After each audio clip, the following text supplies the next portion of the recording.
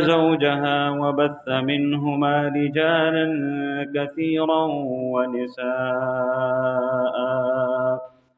واتقوا الله الذي تساءلون به والأرحام إن الله كان عليكم رقيبا يا أيها الذين آمنوا اتقوا الله وقولوا قولا سديدا يصلح لكم أعمالكم ويغفر لكم ذنوبكم ومن يطع الله ورسوله فقد فاز فوزا عظيما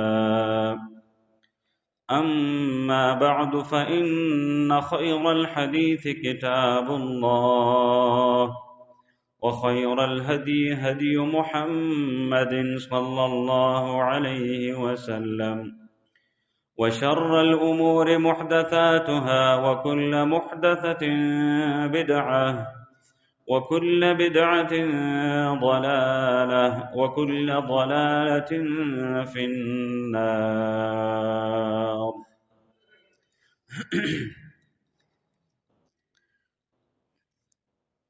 محترم بزرگوں، دوستوں اور بھائیوں، عزت مآب ماں اور بہنوں، پیارے پیغمبر علیہ الصلاۃ والسلام کی سیرت سلسلہ وار آپ لوگ سن رہے ہیں۔ کوشش یہی ہے کہ آپ کی سیرت میں سے وہ بنیادی چیزیں بیان کی جائیں جو خصوصاً ان حالات میں ہمارے لیے انتہائی اہم اور ضروری ہیں، کیونکہ انہی کے نقش قدم پہ چل کے ہم اپنی دنیا بھی بنا سکیں گے اور آخرت میں بھی ہم کامیاب و کامران ٹھہریں گے۔ رسول اللہ علیہ الصلاۃ والسلام جب ہجرت کر کے مدینہ منورہ تشریف لے گئے تو ایک بالکل نیا معاشرہ تشکیل دینے کے لیے چند ایک اقدامات اللہ کے نبی نے اٹھائے تھے۔ ان میں سے سب سے پہلا مسجد نبوی، اس کی تعمیر اور بنیاد رکھنا، تفصیل آپ لوگوں نے سنی ہے، اور اس کے ساتھ پھر اذان کا نماز کے لیے ایک ندا اور آواز کا مقرر کیا جانا، جیسا کہ عبداللہ بن زید بن عبد ربی ہی انہوں نے خواب میں اذان کے کلمات دیکھے، سنے، اور پھر پیارے پیغمبر علیہ الصلاۃ والسلام نے وہ الفاظ قائم رکھے۔ یہاں پر فائدے کے لیے ایک چھوٹی سی بات یاد رہیں، صحابہ کرام میں ہر کسی کا اپنا ایک مقام تھا، ایک مرتبہ تھا۔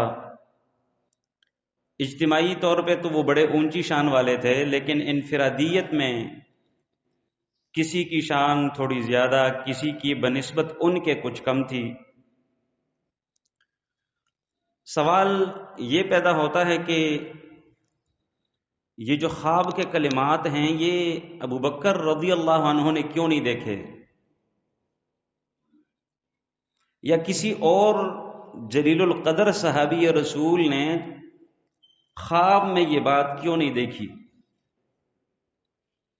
در حقیقت فکر مند سارے ہی تھے، لیکن اللہ تعالیٰ اس بندے کو استعمال کرتا ہے، اس بندے سے کام لیتا ہے جو بندہ زیادہ احساس والا ہو، بھلے کسی انفرادی مسئلے میں ہو، بھلے کسی اجتماعی میں ہو۔ در حقیقت عبداللہ بن زید بن عبد ربی ہی خود بیان کرتے ہیں، جنہوں نے یہ خواب دیکھا، کہتے مجھے بڑی فکر تھی۔ اس سے قبل ایک مجلس، اس کا تذکرہ ہم نے گزشتہ خطبہ جمعۃ المبارک میں کر دیا تھا، کہ آپس میں ایک مشورہ جاری تھا کہ لوگوں کو نماز کے لیے کیسے جمع کیا جائے، آگ جلائی جائے، کسی بگل میں آواز دی جائے، بجایا جائے اس کو، کوئی گھنٹی ہو۔ انہیں چونکہ فکر زیادہ تھی تو اسی فکر مندی کی حالت میں مسجد کے اندر ہی سو گئے، اور اللہ تعالیٰ نے خواب میں یہ کلمات ان کو دکھا دیے۔ تو معلوم یہ ہوا کہ جو کوئی شخص جس معاملے میں زیادہ سینسیٹیو ہوتا ہے، حساس رہتا ہے، فکر مند رہتا ہے، اللہ تعالیٰ اس بندے کو اسی طرف لے جاتا ہے، اس کو استعمال کرتا ہے۔ رسول اللہ علیہ الصلاۃ والسلام نے ایک اور روایت میں اسی بات کی وضاحت فرمائی، فَكُلٌّ مُيَسَّرٌ لِمَا خُلِقَ لَهُ، ہر بندے کو میسر کیا گیا، آسان بنایا گیا ہر وہ رستہ جس میں وہ فکر مند رہ کر اس کے لیے پیدا کیا گیا ہے۔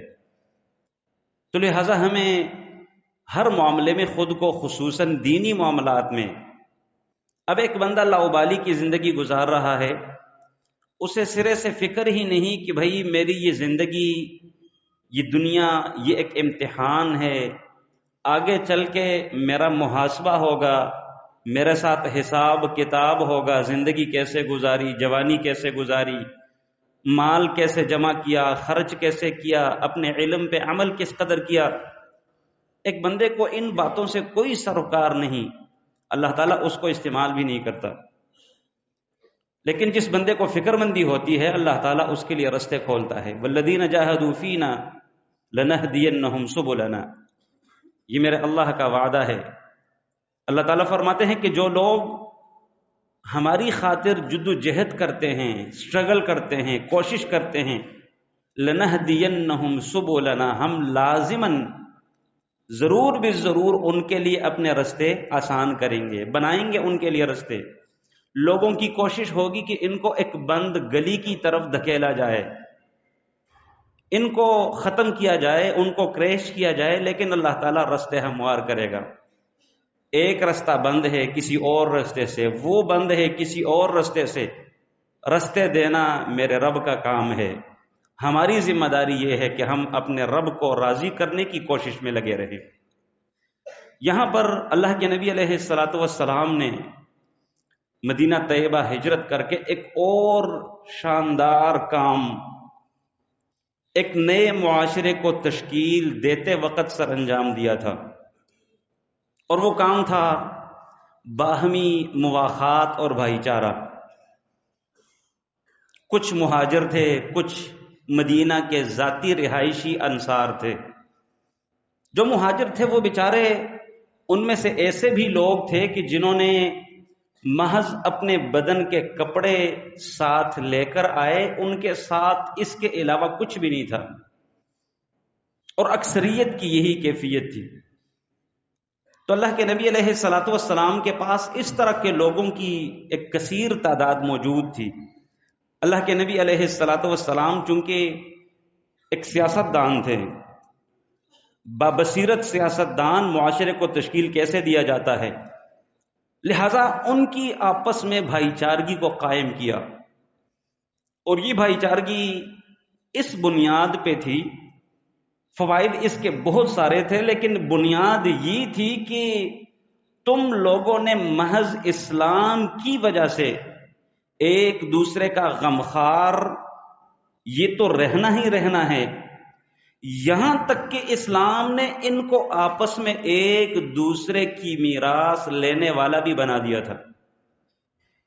ایک صحابی ہیں، مہاجر ہیں، ایک انصاری ہیں، ان کو باہم دوست بنایا، ساتھی بنایا، بھائی بنایا، اور یہ تعلیمات دی کہ ہر چیز میں تم دونوں آپس میں شریک ہوں گے، اور یہاں تک کہ اگر تم میں سے کوئی فوت ہو جائے تو باقاعدہ میراث کی تقسیم میں جیسے بھائی کا حصہ ہوتا ہے، یہ آپ کا مہاجر یا یہ آپ کا انصاری بھائی آپ کے مال میں حصے دار ہوگا۔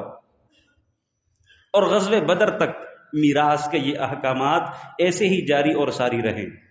اس کے بعد پھر سورۃ الانفال میں کچھ احکامات نازل ہوئی، آگے چل کے بیان کریں گے۔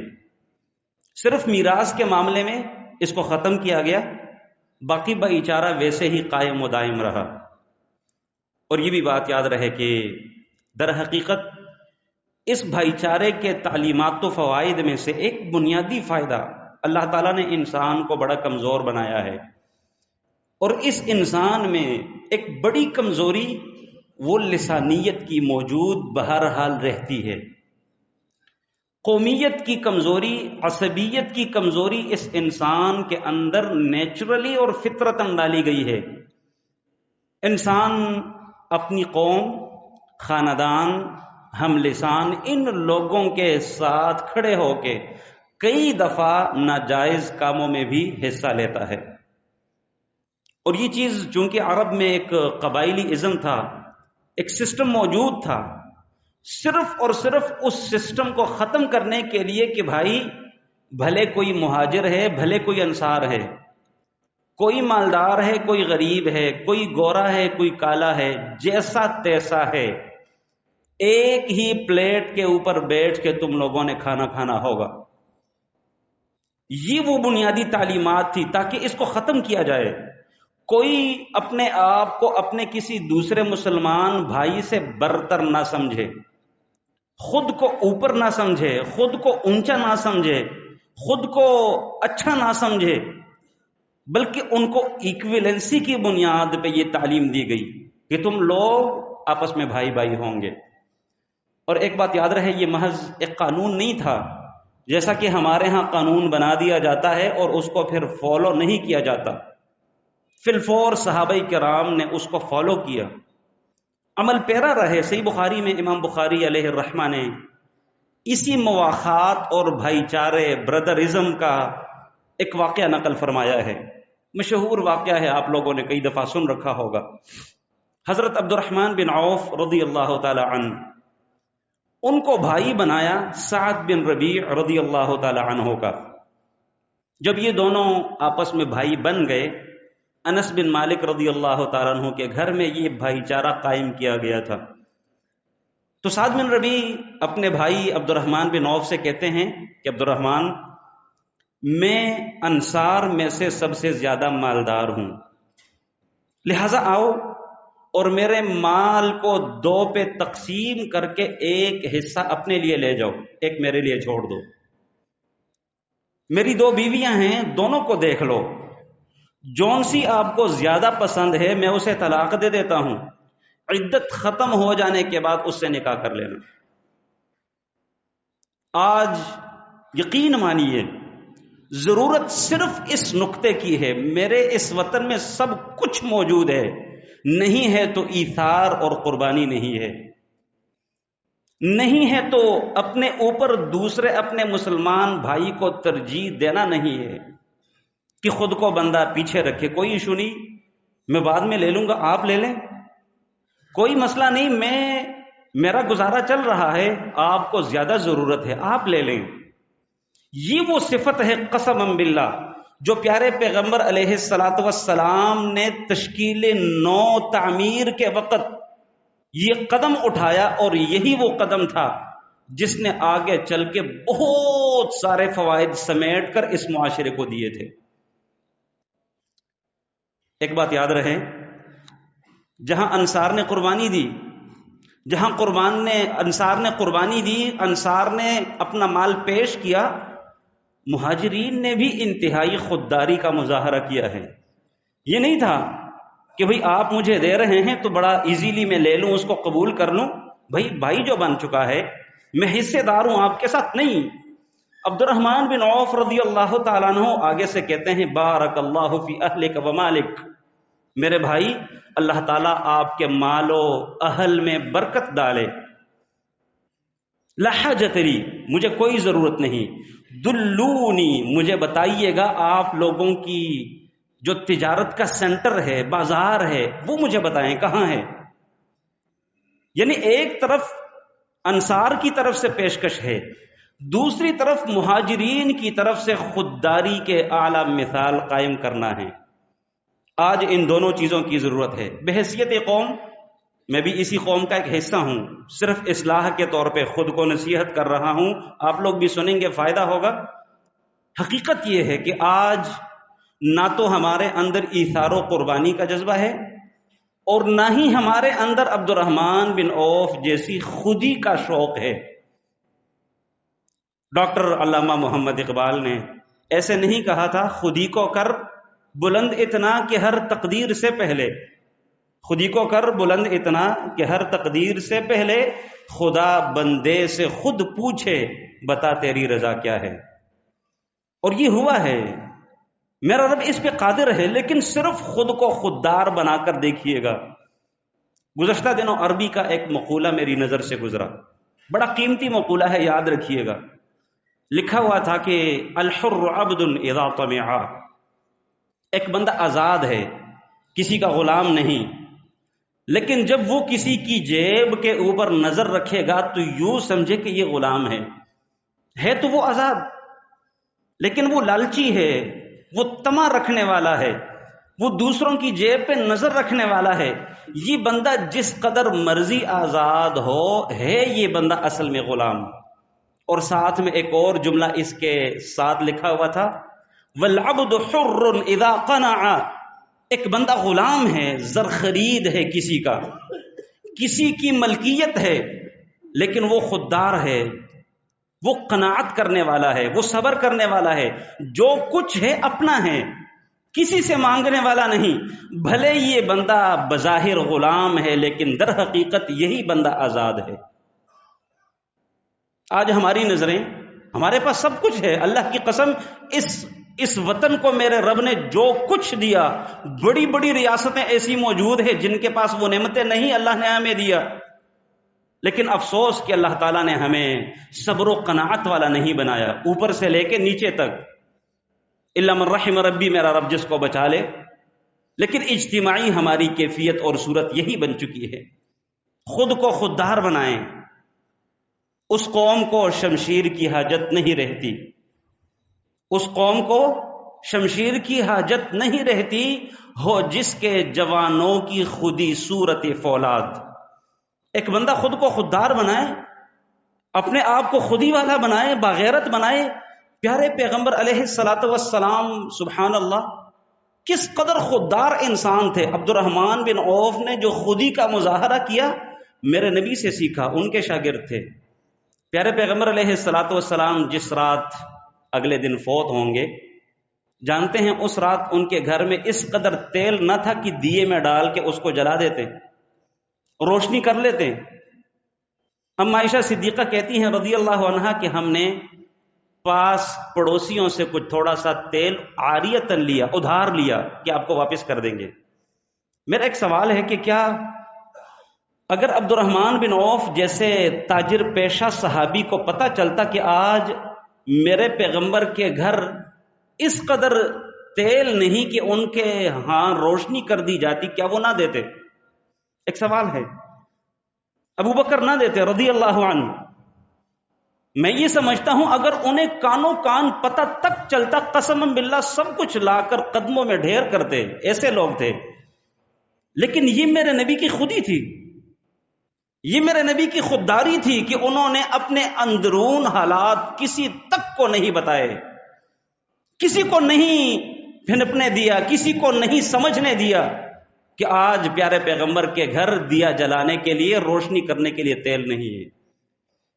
اللہ کے نبی علیہ الصلاۃ والسلام جب اس دنیا سے رخصت ہوئے تو پیارے پیغمبر علیہ الصلاۃ والسلام نے اپنے بچوں کا پیٹ پالنے کے لیے ایک یہودی کے پاس ایک جنگی قمیض جس کو زرہ بولتے ہیں وہ گروی رکھ کر چند کلو دانے لیے تھے کہ یہ زرہ ایک جنگی قمیض ہے، یہ میرا اسلحہ ہے، میرا اسلحہ اپنے پاس رکھ لے، مجھے چند کلو دانے چاہیے۔ اگر عثمان کو پتہ چلتا کہ پیارے پیغمبر علیہ الصلاۃ والسلام اپنا اسلحہ گروی رکھنے پہ مجبور ہیں، بھلے وہ نہ دیتے، لیکن یہ میرے نبی کی خودی ہے، یہ سبق ہمیں سکھا گئی، یہ درس ہمیں دے گئے، اور یہی وہ درس تھا جو عبد الرحمن بن عوف رضی اللہ تعالیٰ عنہ نے اس کا مظاہرہ کیا۔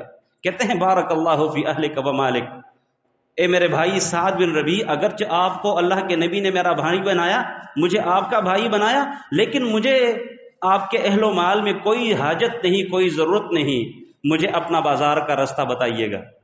خود گئے، جا کر کمانا شروع کر دیا۔ صحیح بخاری میں امام بخاری علیہ الرحمہ نے نقل فرمایا ہے، کہتے ہیں کہ بنو قینقاع کا بازار، اس کا راستہ ان کو بتایا گیا۔ جب شام کو واپس آئے تو کوئی تھوڑا سا پنیر، کوئی تھوڑا سا گھی اپنے ساتھ بچت کر کے لائے تھے، اور یہ انتہائی تجارت پیشہ لوگ تھے۔ صحابہ کرام میں چند ایک صحابی تھے جو کہ انتہائی تاجر تھے۔ اگر آج کے زمانے کے مطابق ان کی تجارت، ان کی دولت، ان کے پیسے کا اندازہ ڈالر کے حساب سے لگایا جائے، میرا خیال ہے کہ بڑے بڑے جو آج کل جن کے نام نمونے کے طور پہ پیش کیے جاتے ہیں، میرے ان بزرگوں تک ان کے نام تک نہ پہنچے، اس قدر میرے رب نے ان کو نوازا تھا۔ جس وقت عبد الرحمن بن عوف رضی اللہ تعالیٰ عنہ فوت ہوئے، 1000 گھوڑے میراث میں چھوڑ کے گئے تھے، 3000 بکریاں چھوڑ کے گئے تھے، سینکڑوں کے حساب سے اونٹ چھوڑ کے گئے تھے، ایسے ہی دیگر، یہ تو وہ مال مویشی کا جو اندازہ لگایا گیا ہے، دیگر جو ان کی دولت تھی، جو ان کا پیسہ تھا، جو یہاں تک کہ مؤرخین نے لکھا ہے اس وقت کی جو دنیا موجود تھی، عبد الرحمن بن عوف رضی اللہ تعالیٰ عنہ ان لوگوں میں سے ایک تھے جن کے نام کا سکہ چلتا تھا، کاروباری تھے۔ یہاں جاتے جاتے ایک اور بات بھی خود کو سناتا ہوں، آپ بھی سن لیں گے۔ اللہ اکبر۔ ان لوگوں کو آزادی کی سوچ دی گئی تھی، جبکہ ہم بحیثیت قوم غلام چلے آ رہے ہیں۔ ایک باپ کی سوچ بھی یہی ہے، ایک ماں کی سوچ بھی یہی ہے۔ ظاہری بات ہے، جب والدین کی سوچ غلامانہ ہو تو بچے بھی ویسے ہی ہوں گے۔ ماں دعا کرتی ہے، یا اللہ میرے بیٹے کو نوکر بنا دے، اور ماں یہ دعا کر میرے بیٹے کو نوکر دے دے۔ نوکر جب بنانا ہے تو نوکر ہی رہا، غلام ہی رہا، ٹائم پہ جائے گا، ٹائم پہ آئے گا، اپنی اس کی مرضی نہیں ہوگی۔ یہ ہماری ایک اجتماعی سوچ ہے۔ باپ اپنے بیٹے کے اوپر لاکھوں روپیہ لگا کر پڑھا کر کیا بنانا چاہتا ہے؟ بڑے سے بڑا نوکر۔ اس طرف ہماری سوچ نہیں آتی، بھلے بڑے سے بڑا نوکر ہے تو نوکر نہ جائے گا تو ٹائم پہ نہ۔ اور یہاں پر اسپیشلی ہماری یہ جو ہمارا معاشرہ ہے، ہماری اس سوسائٹی میں یقین مانیے کہ بڑی ساری باتیں ایسی ہیں۔ ایک انگوٹھا چھاپ جسے اپنا سائن کرنا بھی نہیں آتا، الیکشن میں لاکھوں روپے لگا کے جیت جاتا ہے، اور آگے جا کر اس کو منسٹری دی جاتی ہے، وزیر بنتا ہے۔ جو بڑے بڑے، جو سب سے اوپر درجے کے نوکر ہوتے ہیں نا، وہ بھی ان لوگوں کے تابع ہوتے ہیں جو صرف سگنیچر کرنے والے ہیں۔ موازنہ کیجئے گا کہ کیفیت کس طرف جا رہی ہے، لیکن بناتے خود کو نوکر ہیں۔ عبد الرحمن بن عوف رضی اللہ تعالیٰ عنہ اور صحابہ کرام نے تجارت کیے، کاروبار کی اور خود کو آزاد رکھا۔ یہی سوچ آج پروموٹ کرنے کی ضرورت ہے۔ بھلے آپ ایک ریڑھی لگائیں، کیلے بیچیں، ٹماٹر بیچیں، آلو بیچیں، کبھی اس کو معمولی نہ سمجھے، لیکن خود ہو، اپنا ہو، جہاں مرضی آپ کھڑے ہوں، جب مرضی آئیں، جب مرضی جائیں، تھوڑا ہو زیادہ ہو، اللہ برکت دے گا۔ یہ ایک سوچ آج پروموٹ کرنے کی ضرورت ہے، جب ہمارے اندر جبکہ یہ چیز نہیں ہے۔ کل کی بات ہے، یہیں چوک شادی پیر ایک جگہ سے کوئی چیز خریدنے گیا، ایک دکاندار اپنے شاگرد کو میرے ساتھ انہوں نے بھیجا کہ آپ ان کے ساتھ چلے جائیں۔ وہ دونوں آپس میں ایک دوسرے کو جانتے تھے، تو انہوں نے پوچھا کہ کہاں ہیں؟ کہتے آج کل میں نے اپنی ریڑھی لگائی ہے۔ کہتے بہت اچھا کیے، اور یہ اس کے الفاظ تھے کہ آپ کیلے بیچیں لیکن اپنے بیچیں۔ جب میں واپس آیا، جانتے ہیں میں نے ایک دکان کے سامنے ایک انہوں نے پٹھی لگائی تھی، اور اس پٹھی کے اوپر وہ کیا بیچ رہا تھا؟ بچوں کی جراب بیچ رہا تھا۔ کتنا خوش تھا، اور انتہائی خوشی کے ساتھ کہتے ہیں کہ میں اپنا کام کر رہا ہوں، کسی کا نوکر نہیں، کسی کے ماتحت نہیں، کسی کی میرے اوپر آواز نہیں کہ بھئی آپ یہاں بیٹھے، یہاں جائیں، آئیں نہ آئیں، فلاں وقت پہ آنا ہے، فلاں وقت پہ جانا ہے۔ اس سوچ کو خدا را پروموٹ کیجئے گا، اپنی نسل نو کے اوپر ایک احسان کر کے۔ جو بزرگ ہیں ان کی تو گزر گئی زندگی، لیکن اگر آج بھی یہ ہم ایک قدم لگائیں گے، ایک اینٹ رکھیں گے، ایک قدم اٹھائیں گے، تو نسل نو کے اوپر ہمارا ایک احسان ہوگا۔ عبد الرحمن بن عوف رضی اللہ تعالیٰ عنہ گئے بازار میں، شام کو واپس آئے، کوئی تھوڑا سا پنیر، کوئی گھی کاروبار کر کے لین دین کر کے بچا کے لائے تھے. چند دن ہی گزرے تھے، یہ بھی صحیح بخاری کا واقعہ ہے. اللہ کے نبی علیہ الصلوۃ والسلام نے ان کے اوپر زعفران کا رنگ دیکھا، زردی دیکھی. اللہ کے نبی نے پوچھا عبد الرحمن یہ رنگ کس چیز کا ہے؟ سرخی دیکھی، بالفاظی دیگر ہمارے آج کے معاشرے کے مطابق. کہتے اللہ کے نبی یہ میں نے شادی کر لی ہے. کہتے ہاں شادی کی ہے؟ کہتے ہاں شادی کر لی. اللہ کے نبی کس سے کی ہے؟ کہتے انصار کی ایک خاتون سے کی ہے. حق مہر دیا ہے؟ جی اللہ کے نبی کھجور کی گھٹلی کے برابر سونا دیا ہے. 2-4 دن کا کاروبار کر کے اللہ نے کس قدر برکت ڈالی. کھجور کی گھٹلی کے برابر اس کو سونا حق مہر کے طور پہ دے کے میں نے شادی کر لی ہے. کہتے اچھا ولیمہ کیا ہے؟ کہتے نہیں اللہ کے نبی ابھی ولیمہ تو نہیں کیا. اللہ کے نبی نے ان سے کہا اولم ولو بشاتن، ولیمہ کر، ایک بکری ہی کیوں نہ ہو لیکن لازمن کر. یہ تھے وہ لوگ، یہ وہ قوم تھی جن کو میرے نبی نے تیار کیا، جن کی ذہن سازی کی. سبحان اللہ. یہاں پر ایک چھوٹی سی اور بھی بات فائدے کے طور پہ یاد رہے. پیارے پیغمبر علیہ الصلوۃ والسلام جیسے عظیم لوگ مدینہ میں موجود ہیں. عبد الرحمن بن عوف نے ظاہری باتیں نکاح تو پڑھایا ہوگا نا، نکاح پڑھوا کے کسی سے تو شادی کی ہوگی. اللہ کے نبی کو کانوں کان خبر نہیں. عبد الرحمن بن عوف مہاجر تھے، اللہ کے نبی بھی ہجرت کر کے آئے تھے، دونوں مکی تھے. اور ابھی وہ زخم تازہ ہیں، مکہ کو چھوڑ کر آنے کے جو زخم تھے وہ ابھی اسی سے چور چور تھے. اور انہی دنوں ایک خوشی کا موقع ہے، لیکن عبد الرحمن بن عوف رضی اللہ تعالی عنہ نے اللہ کے نبی تک کو باخبر نہیں کیا، اور نہ میرے نبی نے کوئی گلہ کیا، کوئی شکوہ کیا، کوئی شکایت کی کہ بھائی عبد الرحمن آپ نے مجھے بتایا ہی نہیں، مجھے بلائے ہی نہیں، آپ کا نکاح تھا میں اس میں نہیں تھا لہٰذا آپ کی شادی نہیں ہوگی. صرف بتانے کا میرا مقصد یہ ہے بھائیو، یہ شادیاں محض ایک ضرورت ہے، اور ان کو اگر کوئی بندہ ضرورت سے ہٹ کے مقصد بنائے گا، جیسا کہ آج کل ہم لوگ اس کو مقصد بنا چکے ہیں، ضرورت کے طور پہ رکھیں سب کچھ ٹھیک ہوگا. اب ظاہری بات ہے جو چیز ضرورت کے بقدر لی جاتی ہے وہی چیز کامیاب بھی رہتی ہے، اچھی بھی رہتی ہے. لیکن جب اس ضرورت کی چیز کو مقصد بنایا جائے کہ بھئی میرا تو مقصد ہی یہ ہے، شادی کروں گا، بچے پیدا کروں گا اور بات ختم، جیسا کہ عموماً ہماری سوچ یہی بنائی گئی ہے اور اسی سوچ کے مطابق ہم جا رہے ہیں. تو عبد الرحمن بن عوف رضی اللہ تعالیٰ عنہ کی یوں شادی بھی ہوگی. یہاں ایک چھوٹی سی بات اور بھی یاد رہے، شادی ایک بنیادی ضرورت ہے.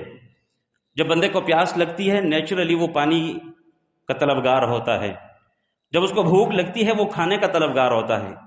پیاس اور بھوک کے بعد تیسرے نمبر پر جس پہ کمپرومائز نہیں کیا جا سکتا وہ انسان کے خواہشات ہیں. میرے رب نے بنایا ہی انسان کو ایسے ہے، جب کھانے کی ضرورت ہوتی ہے بندہ بھوک کو مٹانے کے لیے کھانا طلب کرتا ہے. ایسے ہی خواہشات ہیں نیچرلی فطری طور پہ، اور تبھی تو عبد الرحمن بن عوف رضی اللہ تعالی عنہ نے خود کو 2-4 دنوں میں خود کفیل بنا کے شادی کر لی تھی، اور اپنے اس معاملے کو بھی سولو کر لیا، حل کر لیا، تاکہ جائز اور حلال طریقے سے میری یہ حاجت پوری ہوتی رہے. اب ظاہری بات ہے جب ایک بندے کو بھوک لگی ہو اور اسے حلال کھانا نہ ملتا ہو وہ چوری کرے گا یا نہیں کرے گا؟ جائز و ناجائز کی تمیز جب بھوک لگتی ہے تو وہ ختم ہو جاتی ہے. بندہ اپنے بھوک کو مٹانے کے لیے پھر ان سرحدات کو کراس کرتا ہے. ایسے ہی بھائیوں خصوصاً جو میرے نوجوان ہیں، جو نوجوانوں کے بزرگ یہاں موجود ہیں، جن نوجوانوں کی زندگیاں 20, 25, 30, 32, 33, 35 سال تک ان کی جوانیاں پہنچ چکی ہیں، خدا را بزرگوں سے بھی میری یہ نصیحت ہے اور ان نوجوانوں سے بھی میری یہ نصیحت ہے کہ اپنے اوپر، اپنے بچوں کے اوپر رحم کریں. ظاہری بات ہے جب جائز و حلال کا رستہ نہیں ہوگا تو پھر حرام اور ناجائز کی طرف ہی جائیں گے، اور پھر اللہ معاف کرے ہمارے اس معاشرے میں یقین مانیے گا یہ ہمارے اپنے ہاتھ میں کرنے والے کام ہے. نکاح کو ہم نے انتہائی مشکل بنایا جبکہ زنا کو انتہائی آسان بنا چکے ہیں. نکاح کو انتہائی مشکل سے مشکل ترین بنایا. جبکہ زنا انتہائی ایزی ہے، کوئی مشکل نہیں، کوئی پرابلم نہیں۔ اب ظاہری بات ہے یہ ایک انسانی فطرت ہے، جب جائز طریقے سے ایک بندے کو ایک حلال رستہ نہیں ملے گا اور ناروا ناجائز رستہ ایزیلی میسر ہے تو پھر ظاہری بات ہے وہ اس طرف نہیں جائے گا۔ میرے معاشرے میں فحاشی اور عریانی پھیلے گی نہیں۔ اور ہوتا کیا ہے، نکاح کو ہم نے مشکل بنایا کیسے ہے؟ صرف قسم باللہ ان باتوں کی وجہ سے جہیز کی لعنت ہم داخل کر چکے ہیں اپنے معاشرے میں۔ بیچارہ بوڑھا باپ، ساری اس کی جوانی گزر چکی، اتنا وہ بیچارہ نہ جمع کر سکا کہ اپنی بیٹی کی رخصتی کر سکے آسانی کے ساتھ، اور آگے سے پھر جو ڈیمانڈز ہوتے ہیں، آگے سے جو مطالبے ہوتے ہیں کہ بھئی یہ بھی کر کے دینا ہے اپنی بیٹی کو، یہ بھی بنا کر دینا ہے، یہ بھی بنا کر دینا ہے، یہ بھی بنا کر دینا ہے، وہ بیچارہ بوڑھا باپ بزرگ جس نے اپنی جوانی گم کر دی، ختم کر دی، بالکل اس کی زندگی ختم ہو چکی، اور اب وہ بیچارہ کیسے کرے گا؟ ظاہری بات ہے نہیں ہوگی، شادی نہیں ہوگی، نکاح نہیں ہوں گے، جائز اور حلال طریقے سے معاملات سولو نہیں ہوں گے تو ناجائز کی طرف جائیں گے۔ فلاں بھی آئے گا، فلاں کو بھی دعوت دوں گا، فلاں کو بھی دعوت دوں گا، اور اس کے لیے پھر ظاہری بات ہے نوجوان، ہمارے اس معاشرے کی سوچ یہ بن چکی ہے، جب تک تعلیم مکمل نہ کریں، جب تک نوکری نہ ملے، جب تک خود اپنے پاؤں پہ کھڑا نہ ہو، تب تک شادی نہیں کریں گے۔ اللہ کے بندو، رزق کا معاملہ میرے رب نے اپنے ذمے لیا ہے، یہ آپ کا کام ہے ہی نہیں۔ صحابہ کرام کو اپنا آئیڈیل بنائیں۔ اللہ کے نبی جیسی ہستی کو مدینہ میں موجود نہیں انوائٹ کیا گیا، نہیں ان کو بلایا گیا، ان کے بغیر نکاح بھی ہو گیا، شادی بھی ہو گئی، اور اچھی بلی زندگی بھی گزر رہی ہے، تو لہٰذا ان سے اونچی شان کس کی ہو سکتی ہے جس کی خاطر ہم لاکھوں روپیہ صرف ولیمے کے لیے جمع کرتے ہیں؟ اور پھر سب سے بڑھ کر یہ جو بات ہے کہ لوگ کیا کہیں گے، یقین مانیے اس بات نے تو ہماری زندگیوں کو اس قدر اجیرن بنایا ہوا ہے، اس قدر مشکل میں ڈالا ہوا ہے کہ سوچ نہیں سکتے، کچھ کر بھی نہیں سکتے، کوئی رستے بھی نہیں دکھائی دیتے، اور یوں سڑتے جاتے ہیں، معاملات بگڑتے جاتے ہیں۔ ایسے رشتے میری نظر میں موجود ہیں۔ اللہ کی قسم، ایک بیٹی ہے، ان کی اس وقت عمر 30 سال ہو چکی ہے، محض جہیز کی لعنت پوری نہ ہونے کی وجہ سے 30 سال تک پہنچی ہے۔ بیچاری کیا کرے گی، کہاں جائے گی؟ بوڑھا بزرگ باپ ہے، واسکٹ کی سلائی کرتا ہے، جو کماتا ہے وہ کھا جاتا ہے، بیٹی کی شادی نہیں کر پا رہا، اور آگے سے ڈیمانڈ، اللہ کی قسم اگر میں آپ کو بتاؤں وہ لسٹ تو آپ سوچ بھی نہیں سکیں گے۔ یار کم از کم بندہ اگلے بندے کو تو دیکھے، اس کی کیفیت کو دیکھے، اس کی حیثیت کو دیکھے کہ اس بندے کی حیثیت کیا ہے۔ کوئی انسانیت کا احساس نہیں۔ لہٰذا اپنے لیے ان لوگوں کو آئیڈیل بنائیں۔ عبد الرحمن بن عوف رضی اللہ تعالیٰ عنہ نے شادی کر لی تھی، آگے سے ولیمے، اللہ کے نبی نے ان کو بتایا کہ اولم ولو بشاتن، ایک بکری ہی ولیمہ میں پیش کر دیں لیکن ضرور کریں۔ اللہ تعالیٰ سے دعا کرتے ہیں کہ اللہ تعالیٰ ہمیں سمجھنے اور عمل کرنے کی توفیق عطا فرمائے۔